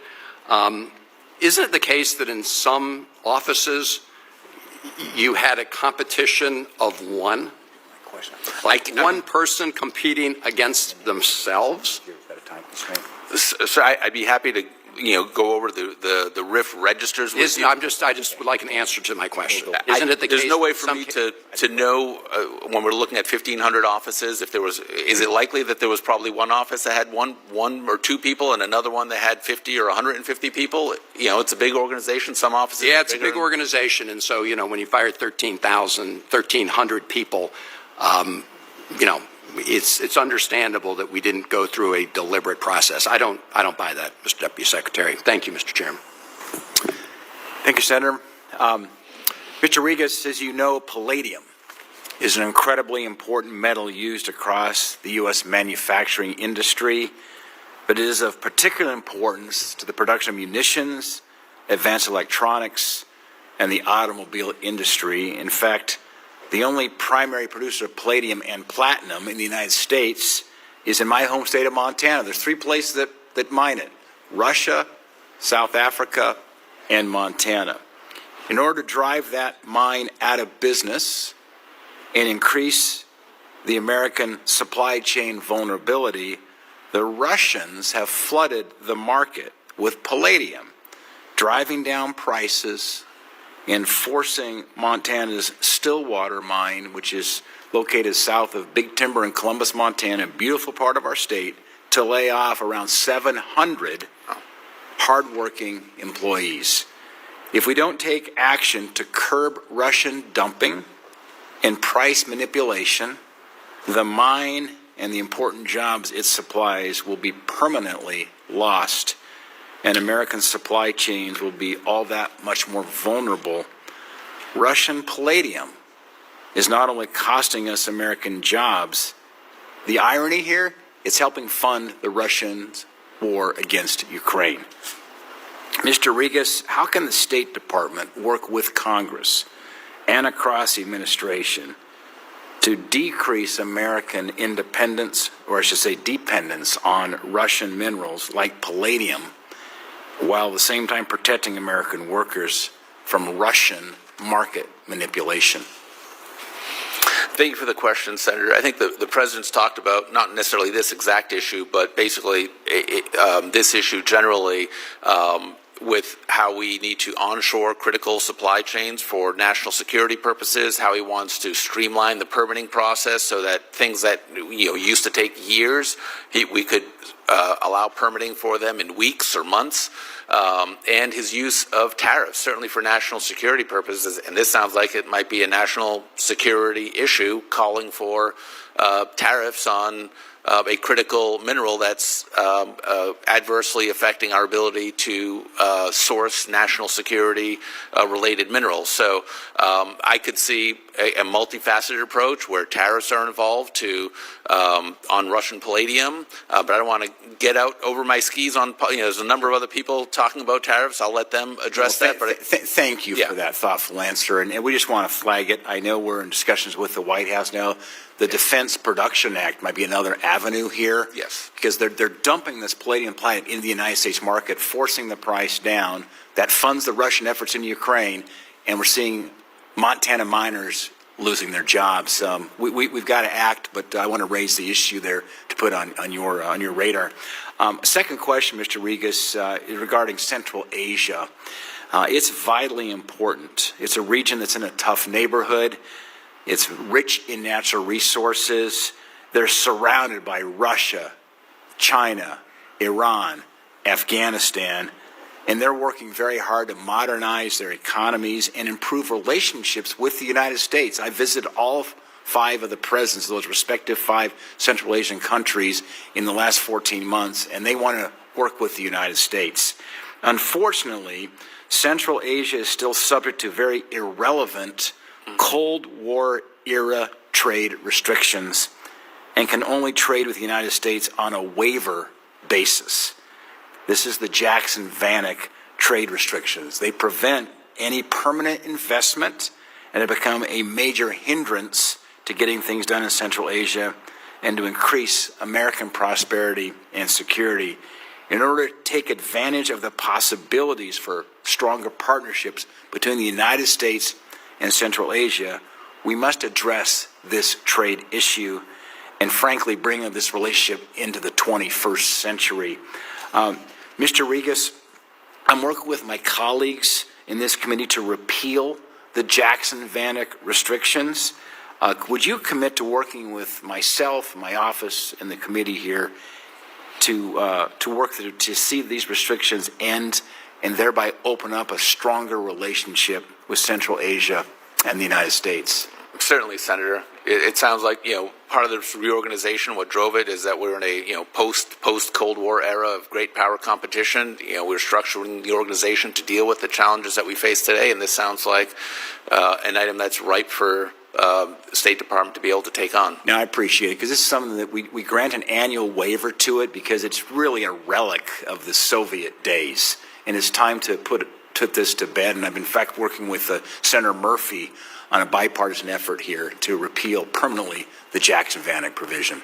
Yeah. Thank you. C. Senator Booker. I'm going to defer to Senator Duckworth. Okay. Thank you. Thank you, Mr. Chairman. Thank you, Senator Booker. Deputy Secretary, I have to add my voice to the chorus here and express how appalled I am at how the department conducted Friday's RIFs. unceremoniously firing hundreds of dedicated members of the civil service and the foreign service with only a half-hearted hand wave at the appropriate process. My office has received direct outreach from dozens of those impacted by these rifts, and they have confirmed what we suspected would happen and what members of this committee directly warned the department about. These are public servants who have made countless sacrifices to serve our nation, and the department's actions are short-sighted and frankly sloppy. I would expect better of you. That they will take an already difficult moment, and you have made it even more precarious. And I can only scratch the surface in my short time of heartbreaking personal stories that I've heard. These are public servants who are not only concerned about their livelihoods, but the impacts of our national security and our ability to respond to the next crisis. You claim that you went through a thoughtful process to execute these rifts, completely defy reality. To illustrate one example, individuals who were hired under veterans preference were riffed with no acknowledgement of their veteran status in their service summary that you included in their letters. Why should we believe that you went through a thoughtful process if you can't even check this basic box of acknowledging their veteran service? And what about the multiple examples I've heard of individuals who were riffed while on TDY overseas, who are now being put up in five-star hotels at taxpayers' expense while they struggle to get home, cut off from email access? So thank you for the question, Senator.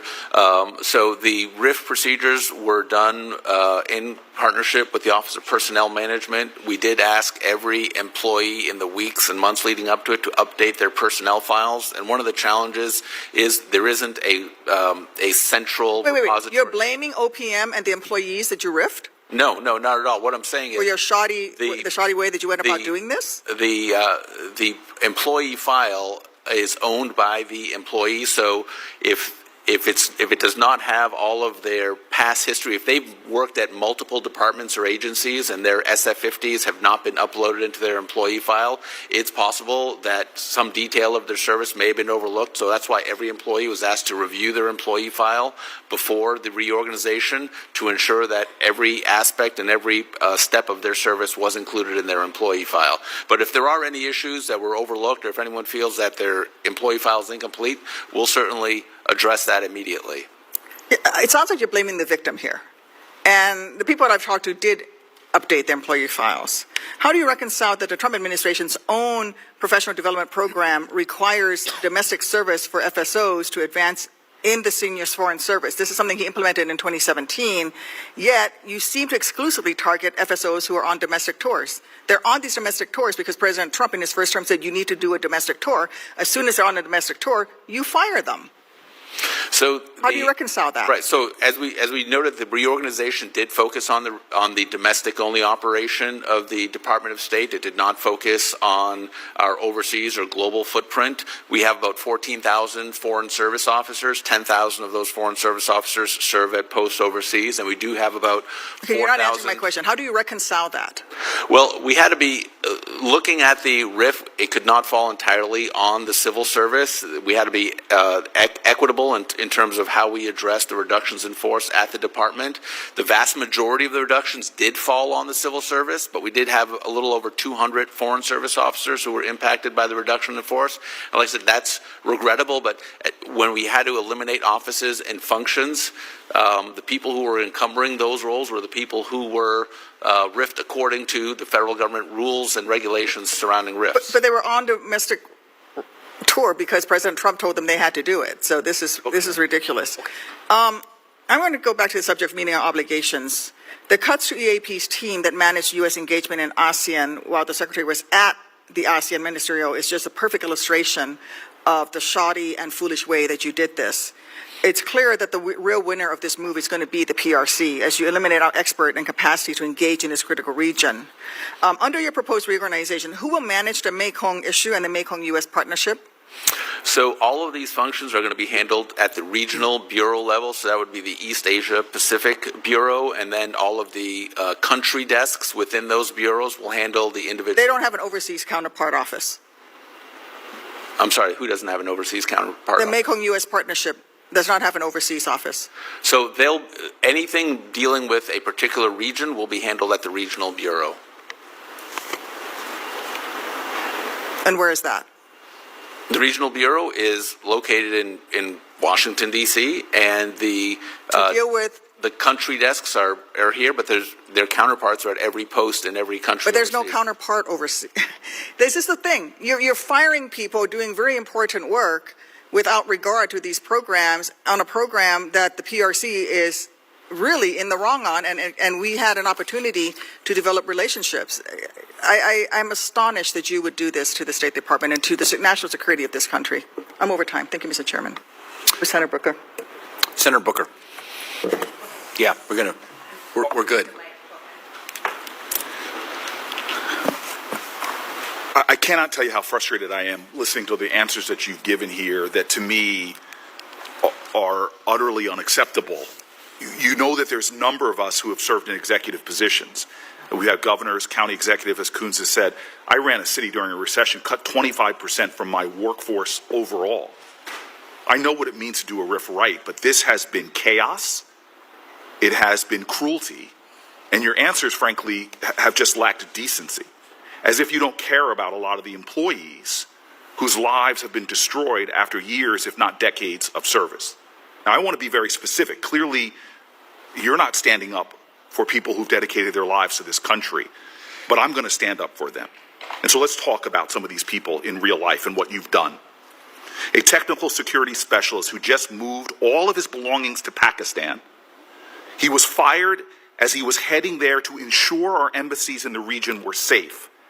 Hours after the movers left his home, he was fired, leaving a massive security gap of this administration's making. On Friday, you fired rapid response consular officers who deployed to provide emergency services for Americans overseas. The rapid response officers you fired were both actively deployed, leaving one stranded in Colombia and the other in Ankara without access to their emails or phones and without plane tickets home. The cruelty continues.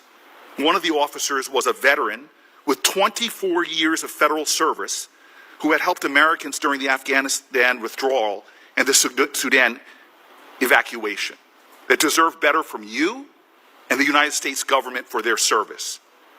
At a time that there's a hot war in Ukraine, and President Trump is claiming to try to foster a peace agreement between Ukraine and Russia, you fired the only Ukraine intelligence analyst and Russia analyst in the Intelligence and Research Bureau. You fired the executive director of the National Authority for Chemical Weapons Convention while we are trying to get the new government in Syria to locate and destroy remaining stockpiles of chemical weapons that threaten the security of that region and us. You fired human trafficking experts, including everyone with human trafficking experience in the Middle East, North Africa, and South and Central Asia, as if that is not an urgent crisis amongst humanity and for this nation. Apart from the national security implications of all of these firings, despite the cruel way that you guys executed them, the human toll is also staggering. One of the human trafficking experts you fired, showing the level of cruelty of your actions, has a wife who was just fired by USAID. She's pregnant. And now he just got fired as well. Two people trying to start their family with no income and now even their health insurance in limbo, who gave years of service to this country. You even fired all the staff at the Office of Casualty Assistance who are charged with repatriating fallen State Department personnel and their families, including those working on behalf of employees killed in the Benghazi attacks. We have a solemn and sacred duty to bring home bodies of American citizens who die while serving their countries and helping their and help their families. It's a sacred obligation. Every major corporation I know, we've talked about business sector, knows the most valuable thing they can do is get a pipeline of talent and personnel. I've talked to CEOs who've told me they spend between 25% and a third of their time recruiting talent, but despite telling us that the recruitment office would face no cuts, on Friday you fired the entire recruitment division, lying to us and eliminating that pipeline of talent.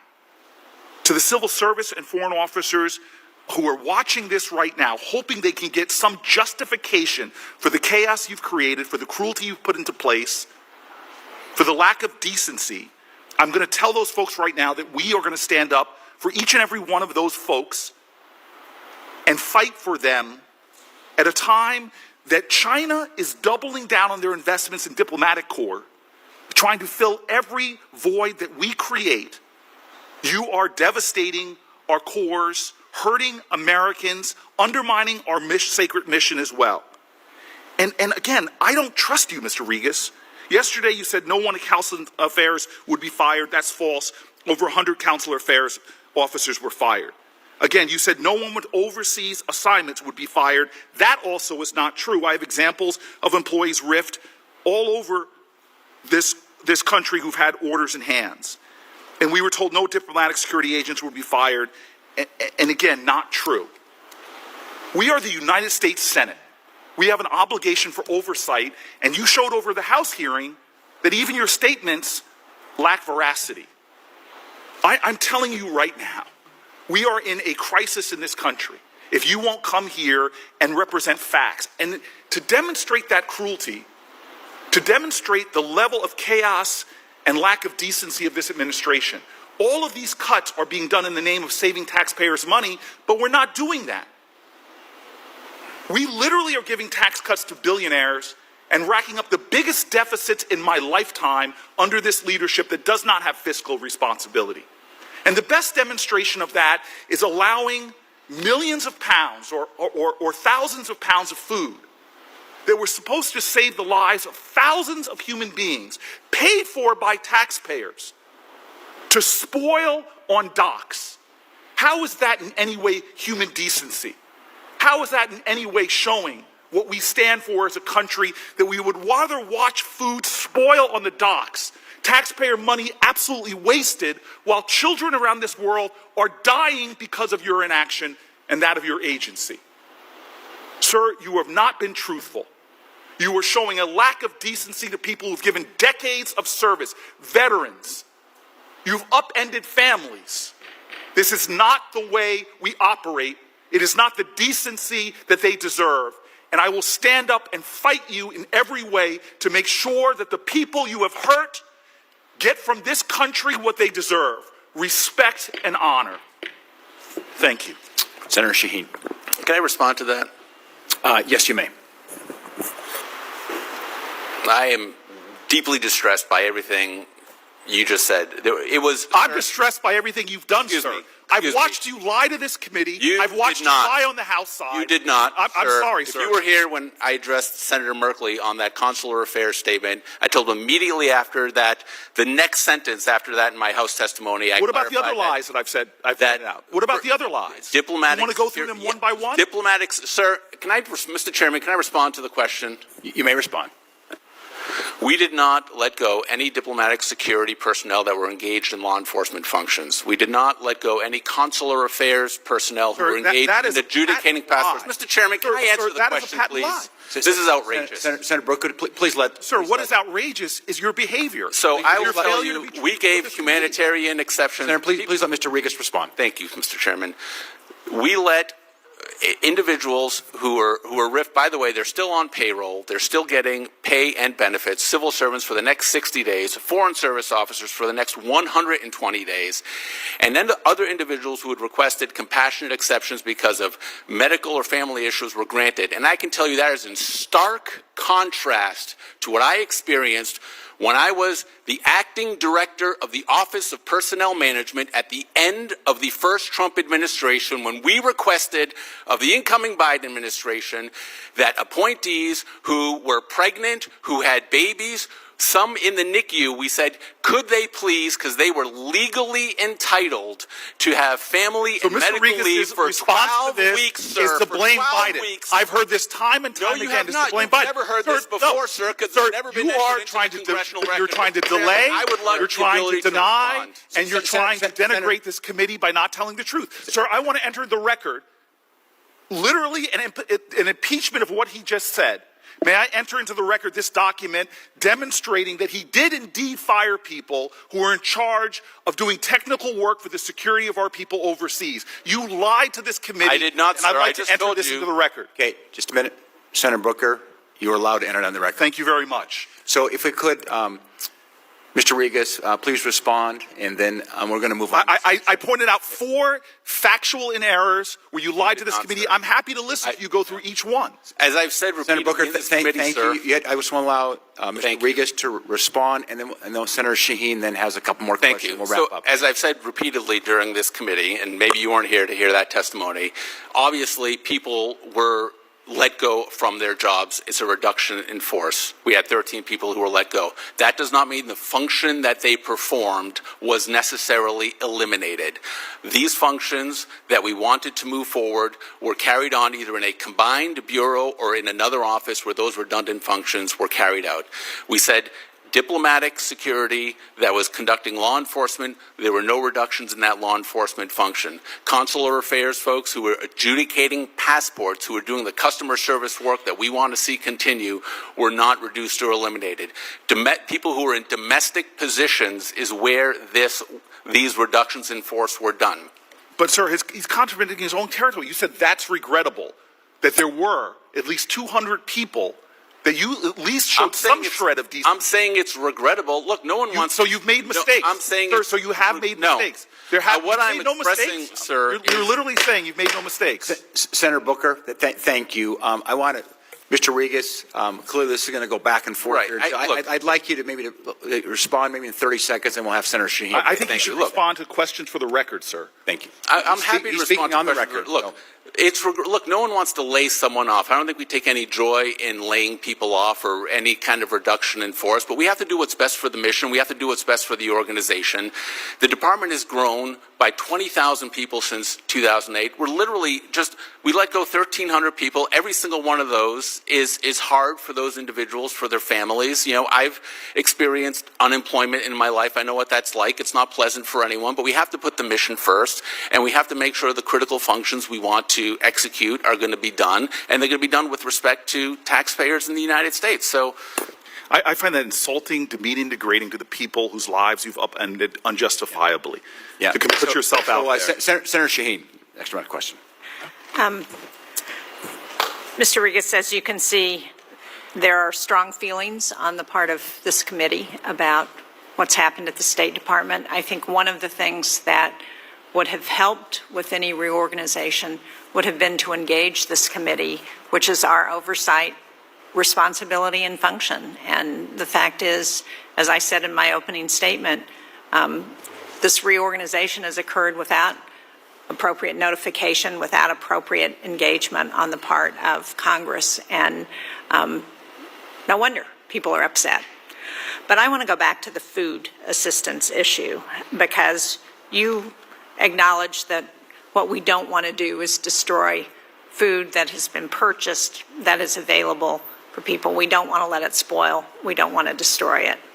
So can I ask that you have an inventory of what food is still out there waiting to be distributed?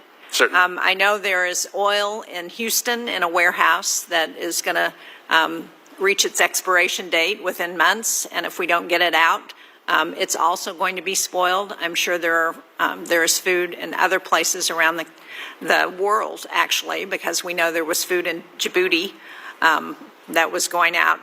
So can we ask that you provide that to this committee within the next week, and with a plan for how it's going to get distributed? And if the State Department doesn't have the officials to distribute it, let's give it to other aid organizations so that they can distribute it, so it's not going to waste and people are getting the benefit not only from what the American taxpayers paid for, but for people who are desperate for food. And we know that there are places all over the world where people are desperate for that food. certainly. Will you commit to that? Of course, certainly. Thank you. Thank you, Mr. Chairman. Senator Shaheen. Well, that wraps up the hearing. Sincere thank you to Mr. Regas for providing us with the benefit of his testimony. For the information of members, the record will remain open until the close of business tomorrow, July 17th. We ask the witness to respond as promptly as possible. Your responses will also be made a part of the record. With the thanks of the committee, the hearing is now adjourned. Thank you, Mr. Chairman. Thanks, Gene.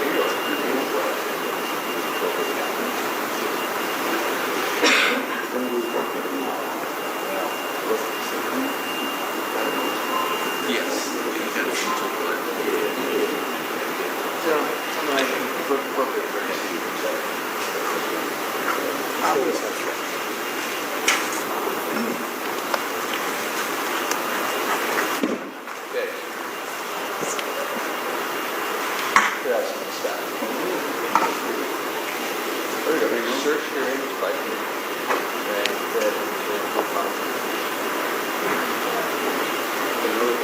I know